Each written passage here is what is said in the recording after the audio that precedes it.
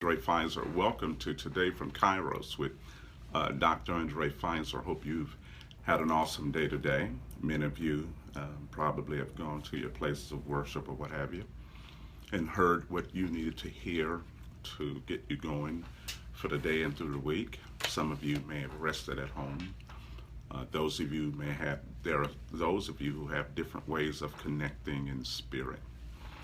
And I hope in whichever way you connected in spirit that you were fulfilled and lived your greatest capacity and your greatest life. I was driving here to the office today, and I won't hold you, but I was driving here to the Cairo Center today. And I always have a plethora of thoughts on things. And I had this thought: as we perceive ourselves, we hear. We hear according to how we see ourselves. The reason I got to the way that I got to this conclusion is I was thinking about, what did we actually hear today? What did we hear from God today, or wisdom? What did we hear? How do we know that that's the word we needed to hear?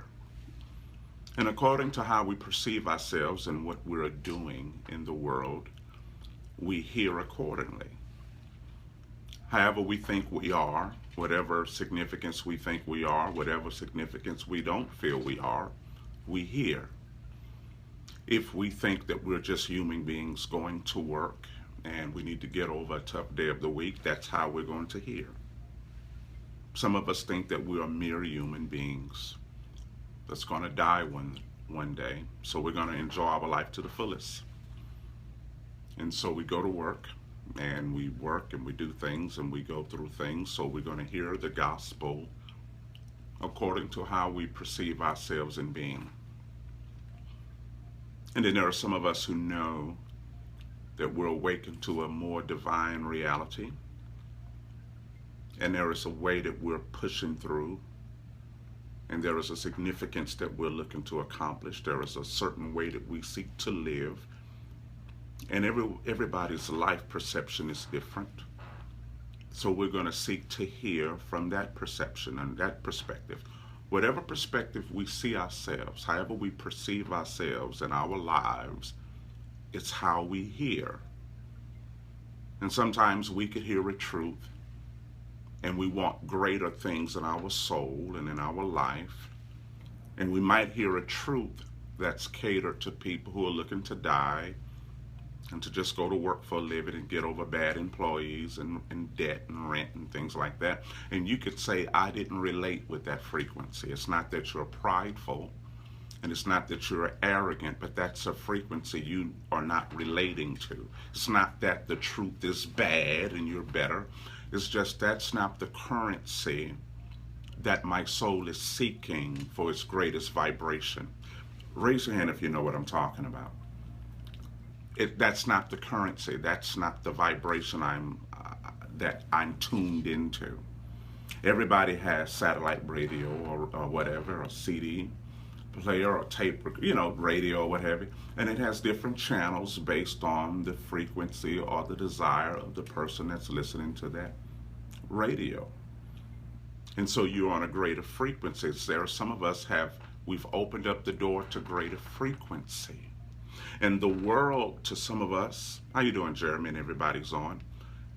The world is really a canvas in which we reveal what's in our heart. So to some of us, the world isn't a bad place. It's a canvas. The world is housing so many perceptions of everybody's inner world. The world is not just some place and everything's going wrong. But it's a conundrum, a melting pot of what's going on within everybody. And the world houses so many inner perspectives of how people feel about themselves and where they're going, that there is so much going on within the world, to the point that the earth in creation is yearning for the sons of God to appear. Earth is waiting to experience an explosion from those who are choosing to live on a higher plane of right and ability and capacity. Raise your hand if you follow me. So however you see yourself determines what you're open to hear. You are trained to hear according to how you perceive your existence. The weight of how you see yourself determines of what you are open to and what's going to be said to you. And there's some of us, like I said before, you're listening on a higher vibration, and some of us are listening on a regular vibration because we feel this is our life. I'm going to work, I'm struggling. And then those of us who feel that we're struggling, that those who are, there are some people who are struggling who look at those who are on a more heightened vibration. You look at them as the deep people who are disconnected from reality, when really they have not disconnected from reality. They've somewhat read the fine print of life. I'm going to explain to you what I mean by that, by the fine print. By the way, that's the name of this little talk, fine print.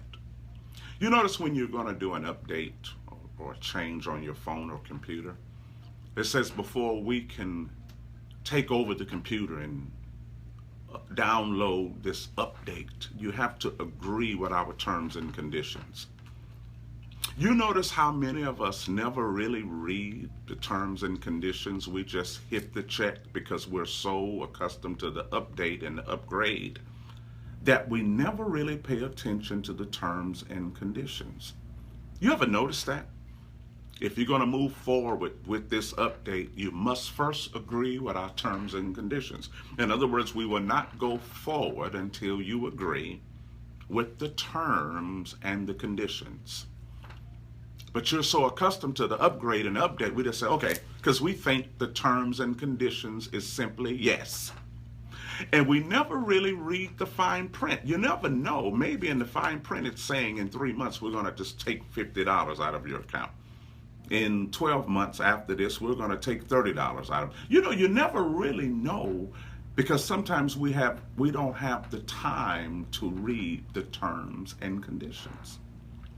We really don't have the time or the patience to read the terms and conditions. We just hit yes because we're waiting for the update. And I think that's how some of us are with life and in our vibrational commitment with God.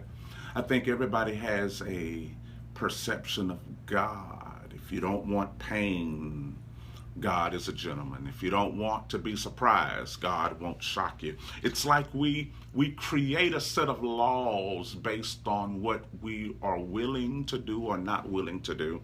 And we all create this abnormal reality of God. We even read the scriptures. And if we want something convenient, we know how to change it to fit convenience. If we want something to control someone else, we know how to do that. If we want this, we know how to do that. It's like according to our life, we know how to change everything to accommodate the convenience and the fears and the, I don't want surprises. I want to go forward, but I don't want to do this. I want to trust and doubt. I want to doubt and trust. We know how to do it all, and we really never get what we are capable of. But there is a term and condition. And whenever you seek to go forward, we always just click it and we don't read it. Couldn't it be that life is treating us according to what we checked off, and we never really read what we were going to receive because we were never patient enough to read the fine print of discovery, the fine print of becoming, the fine print of blessing, the fine print of greatness, the fine print, the terms and conditions. We're accustomed to saying yes to God. Yes, God. Yes, God. I want it. God. Mastery. Yes. Wealth. Yes. I want power. Yes. I want unlimitedness. Yes. And we look at the messenger and we look at how they dress, and how fancy they dress, and how fine they look, and what they drive, and where they live, and how much money. And we say, okay, I'll get that. But the details of mastery, everybody write details of mastery. Something. However you see yourself is how you're going to hear. However you perceive yourself to be is what you're going to hear. And those of you who've read the fine print and agreed with the terms and conditions, you're going to understand the shiftings of discovery. And I think a lot of times we're facing troubles because we agreed with something that we didn't read about. We said we wanted greatness, but we didn't read the fine print. We just clicked the yes, thinking we was going to get what we asked for. And you're going to get what you asked for, but there is a condition. Do you know the conditions? I don't know, because we never read them. And it appears to be so many pages, you just say, what possibly could go wrong? What could Apple or Microsoft possibly want? You just say, okay, and it could just, and it could say, we're going to take at the end of the year $100 out the account, but we never see it. And maybe everything in your life is okay. Why? Because maybe somewhere you agreed to something without reading it. You agreed to a detail for whatever it is, and you didn't take the time to see it because we're so impatient in our lives. We're so impatient with ourselves that God, this, if you think if we just say God, it's going to be easy. If you just say God, it's supposed to be like this. If I say God, it's supposed to be like this. If you're with God, you're supposed to do this. If you're really with God, people are going to treat you like this. That is not true. There is a term and a condition that I think we have not seen, and it's in the spirit of the fine print. That once you break away from limited vibration, you're going to experience a conundrum of thought and shiftings.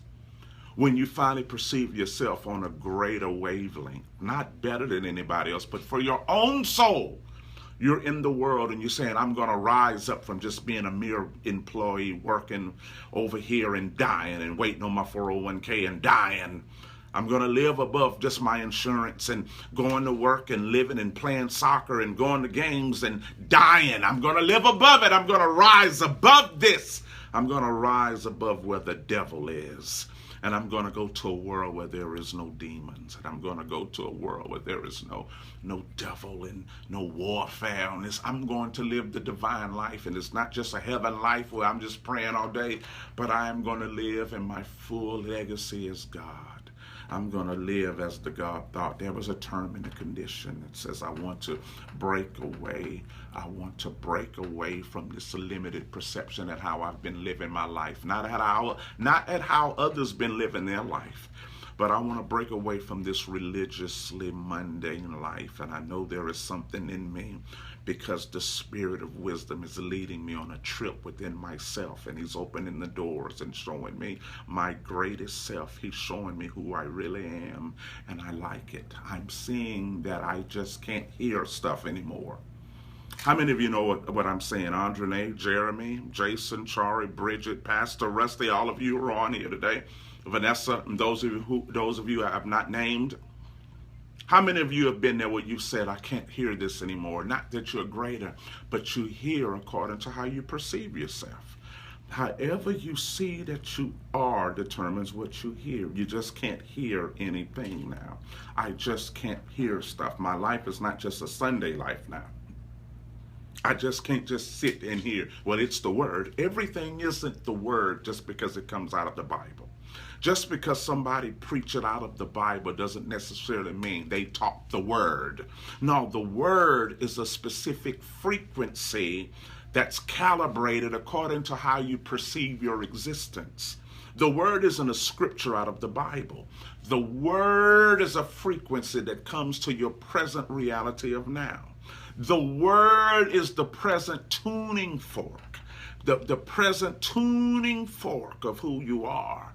When you realize who I am and where I am in this world and in myself, I need to hear a tune, a frequency, not itching ear or something I like, but the right frequency based on my calibration of who I am. That is the word. The word is not just if someone holds a Bible and preach it. That's not the word. They may be preaching the scripture, but they have not sent the calibration, the vibration that causes you to move. The word is not just when a pastor picks up a Bible and preaches out of something. He says, I gave you the word. That's not the word. The word is the present truth, the calibration of who I am.